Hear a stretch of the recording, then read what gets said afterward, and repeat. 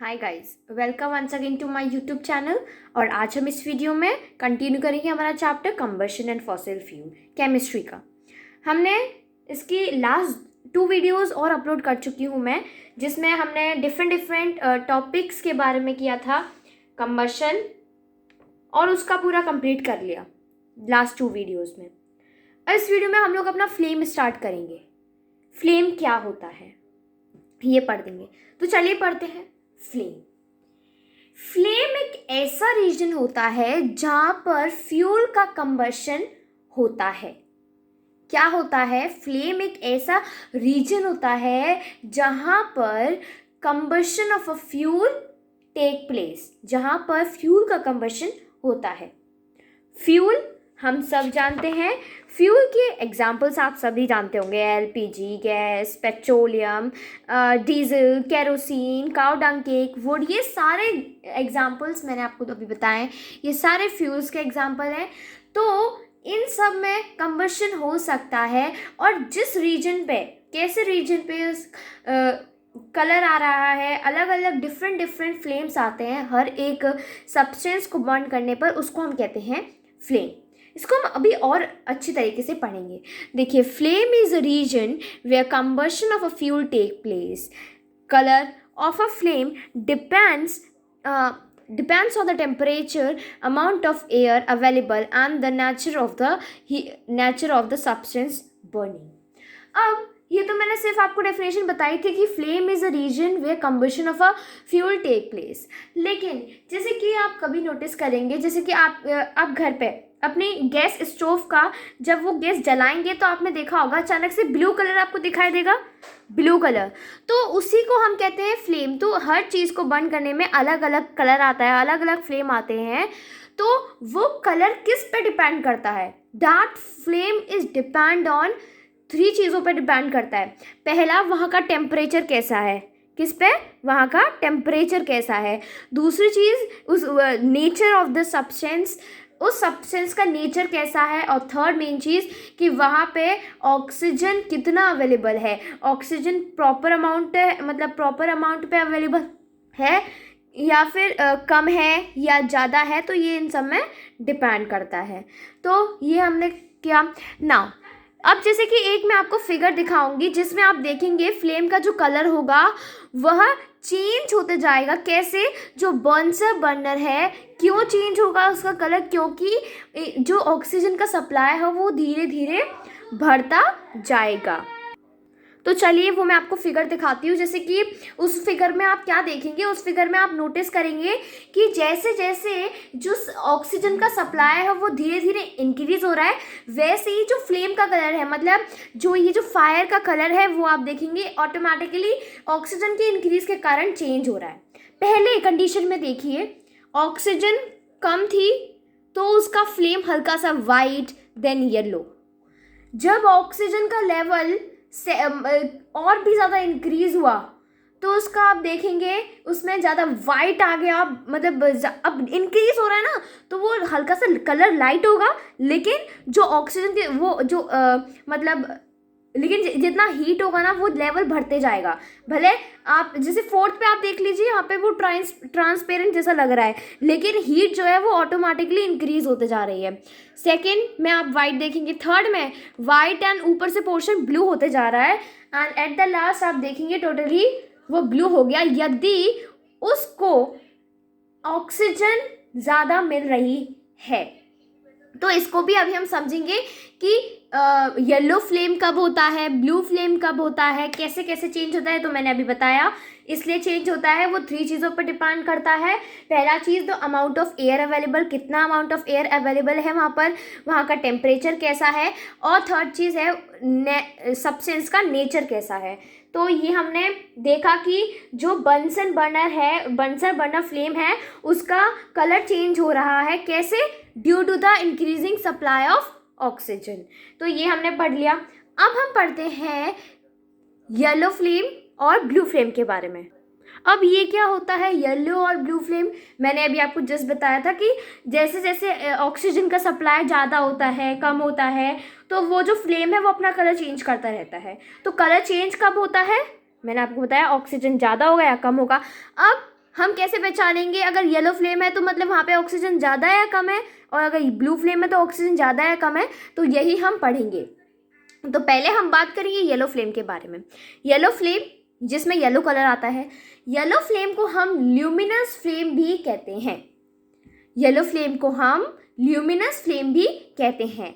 और जो yellow flame होगा आप देखेंगे वो बहुत ज़्यादा लाइट इमिट्स करेगा, कि बहुत ज़्यादा, मतलब येलो फ्लेम आप देख सकते हैं इस फिगर में बहुत ही ज़्यादा लाइट यहाँ पे ये प्रोड्यूस कर रहा है। जो ल्यूमिनस जो फ्लेम है वो जनरली आप ऑब्जर्व करेंगे जब वहाँ पर इनसफिशिएंट अमाउंट ऑफ ऑक्सीजन है, मतलब इनकम्प्लीट कंबशन हो रहा है। इसका मतलब non luminous flame, yellow flame आप जब ऑब्जर्व करेंगे जब वहाँ पर इनसफिशिएंट ऑक्सीजन, मतलब उस फ्लेम को, उस चीज सब्सटेंस वहाँ पे उस एरिया में ज़्यादा ऑक्सीजन नहीं है, पूरा कंप्लीट तरीके से कंबशन नहीं हो पा रहा है, तो इसको हम कहेंगे incomplete combustion. This temperature is lower than the blue flame at its level behind back suit and other residue. अब इसमें क्या होता है, इसका जो टेम्परेचर होता है वो ब्लू फ्लेम से लो होता है, लेकिन येलो फ्लेम में बहुत ही ज़्यादा अमाउंट ऑफ हीट प्रोड्यूस होती है, लेकिन फिर भी इसका मतलब उसे वहाँ पर ऑक्सीजन कम मिल रही है और पूरी टोटली तरीके से कंबशन नहीं हो रहा है और वह हीट कम देगा, लेकिन लाइट बहुत ज़्यादा, it will emit it lights, बहुत ज़्यादा वो अपनी लाइट को इमिट करेगी। अब हम ब्लू फ्लेम के बारे में बात करते हैं। इसका जस्ट अपोजिट होता है ब्लू फ्लेम, मतलब ब्लू फ्लेम को हम कहते हैं नॉन ल्यूमिनस फ्लेम, और वे बहुत ही ज़्यादा little light of amount produce करता है। लेकिन हम लोग ब्लू फ्लेम जनरली जब ऑकर्ड करते हैं अगर वहाँ पर अमाउंट ऑक्सीजन का जो ऑक्सीजन वहाँ पे जो अवेलेबल है वह पूरा कंप्लीट कंबशन हो रहा है, मतलब जितना उस सब्सटेंस को बर्न करने के लिए ऑक्सीजन की ज़रूरत है वह उसको प्रोवाइडेड है, मतलब हाँ उसके पास है जितना उसे चाहिए, कंप्लीट कंबशन हो रहा है वहाँ पर। और this type of flame leave behind to residue, ऐसे फ्लेम को हम पीछे रेसिड्यू पे बिहाइंड द रेसिड्यू। तो इस ये अगर डिफरेंशिएट बिटवीन पूछा जाए what is the difference between yellow flame and a blue flame, तो अपोजिट हो जाएगा। येलो फ्लेम ल्यूमिनस फ्लेम कहलाता है, ब्लू फ्लेम को नॉन ल्यूमिनस फ्लेम कहलाते हैं। येलो फ्लेम जो है वो बहुत ही ज़्यादा लाइट को इमिट करता है और blue flame emit very little light, बहुत कम लाइट इमिट करता है। और येलो फ्लेम में क्या होता है, जो फ्लेम होता है वो जनरली जब देखते हैं अगर वहाँ पर टोटल मतलब अगर वहाँ पर अच्छे तरीके से अमाउंट का ऑक्सीजन जो है वो अवेलेबल नहीं है, मतलब इनकम्प्लीट कंबशन। और ब्लू फ्लेम में हम लोग जब देखते हैं, जब ब्लू फ्लेम को जब देखते हैं जब वहाँ पर कंप्लीट कंबशन हो रहा है। देखिए लाइट कम है, मतलब इसमें लाइट कम है लेकिन हीट जो है वो ज़्यादा प्रोड्यूस होगी, उसमें लाइट ज़्यादा है लेकिन हीट जो है वो कम प्रोड्यूस होगी। तो ये डिफरेंस बिटवीन हो गया। अब हम पढ़ते हैं, देखिए अभी हमने जस्ट अभी पढ़ा कि जोन फ्लेम। अब कुछ चीज़ ऐसी होती हैं जो एक ही सब्सटेंस में कई सारे फ्लेम एक ही बार में वो ऑकर कर देती हैं, मतलब एक ही बार में हम लोग एक ही सब्सटेंस में काफ़ी सारे फ्लेम देख सकते हैं। तो हम इसको अंडरस्टैंड करेंगे with the help of a candle flame, the zones of a candle flame. अभी आपको और समझ आ जाएगा मैं क्या कहना चाह रही हूँ। देखिए ये कैंडल है, आप कैंडल देख सकते हैं। अब आप कभी भी कैंडल को बर्न करेंगे, आप कभी भी एक सिंगल कलर नोटिस नहीं करेंगे, आप देखेंगे उसमें डिफरेंट कलर्स होंगे। कैसे, अब मैं बताती हूँ। देखिए ठीक है, तो हम इसको अब zones of a candle flame के बारे में बात करेंगे, मतलब जोन्स मतलब डिफरेंट जोन्स के बारे में, कैसे कैसे वो डिफरेंट कलर देती है। पहला, आप कभी भी कैंडल को बर्न करेंगे, कभी भी आप एक ही फ्लेम नहीं देखेंगे, मतलब एक ही कलर आप नोटिस नहीं करेंगे। कभी आप ब्लू देखेंगे, कभी आप येलो देखेंगे, और कभी आप जो अंदर वाला पोर्शन होता है, सबसे नीचे वाला पोर्शन आप देखेंगे टोटली ब्लैक होता है। तो हम अंदर वाले पोर्शन से स्टार्ट करेंगे, मतलब इनर मोस्ट जोन से बात करेंगे।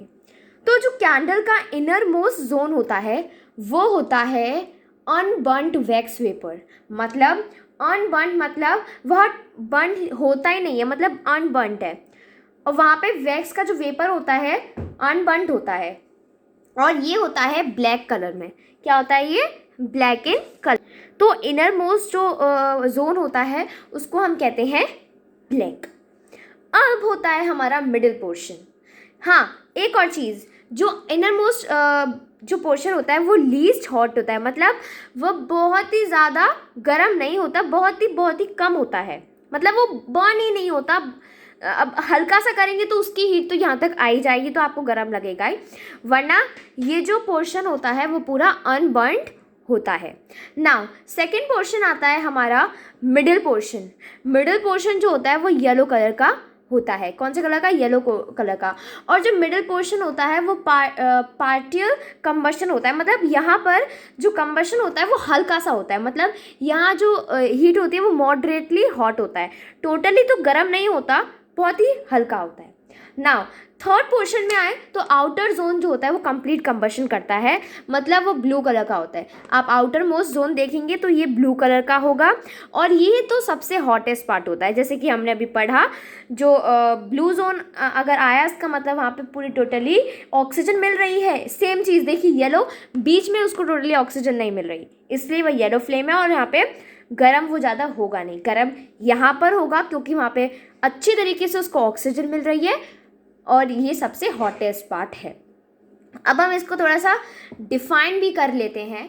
तो सबसे पहले हम इनर मोस्ट ब्लैक पोर्शन के बारे में बात करेंगे। देखिए, the inner zone black is the coolest part of the flame. ये फ्लेम का कूल पार्ट होता है, मतलब ये गर्म नहीं होता। In this zone, the wax vapor remain unburned as no oxygen is available. This zone is completely dark and emit no light. ये जो जोन होता है, ये इसका जो वैक्स वेपर होता है, मतलब उसका जो कैंडल का वैक्स होता है वो अनबर्न रहता है, मतलब बर्न नहीं होता, और यहाँ पे कोई भी ऑक्सीजन अवेलेबल नहीं होती।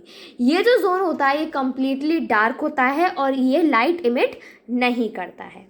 ठीक है, अब जो मिडिल पोर्शन आता है जो येलो कलर का होता है, मिडिल पोर्शन जो होता है वो लेस हॉट होता है देन द आउटर जोन। जो आउटर जोन होता है ब्लू जोन से ये हल्का सा कम गर्म होता है। Incomplete combustion of a wax vapour due to the low oxygen. यहाँ पे इनकम्प्लीट कंबशन होता है वैक्स वेपर का, क्यों होता है? क्योंकि वहाँ पे ऑक्सीजन अच्छी तरीके से नहीं मिल रही है उसे। Produce carbon particle which glow giving a zone to its yellow colour. और वह कार्बन पार्टिकल को प्रोड्यूस करता है, कार्बन पार्टिकल को प्रोड्यूस करता है, जिसके कारण उस जोन का जो कलर है वो येलो आ जाता है। एंड द कार्बन मोनोऑक्साइड, और कार्बन मोनोऑक्साइड भी प्रोड्यूस करता है। दो चीज़ें प्रोड्यूस करते हैं, कार्बन और कार्बन मोनोऑक्साइड के पार्टिकल, जिसके कारण जो जोन है उसका येलो कलर आता है। This image the most light, this zone image the most light. तीनों जोन में से, मतलब आउटर जोन, इनर जोन और येलो जोन में से यह सबसे ज़्यादा लाइट को देता है। मैं लाइट की बात कर रही हूँ, हीट की बात नहीं कर रहे। नाउ अब सबसे बाहर वाला पोर्शन, जो कैंडल में बाहर वाला पोर्शन होता है जो ब्लू कलर का होता है, उसको हम कहते हैं आउटर जोन ब्लू। ये सबसे हॉटेस्ट पार्ट होता है फ्लेम का। इस जोन में जो वैक्स होता है वो इनफ वहाँ पे, मतलब उस वैक्स पेपर को इनफ ऑक्सीजन मिलता है ताकि वो अच्छी तरीके से बर्न हो सके, और फिर वो कार्बन डाइऑक्साइड और वाटर प्रोड्यूस करते हैं। मैंने बताया था जब कैंडल बर्न होती है तो वो दो गैसेस प्रोड्यूस करती है, पहला तो hydrogen, it's means water only, और दूसरा कार्बन डाइऑक्साइड। और ये हॉटेस्ट पार्ट इसलिए होता है क्योंकि वहाँ पे इनफ ऑक्सीजन मिल रही है ताकि वो अच्छी तरीके से कम्प्लीटली बर्न हो सके।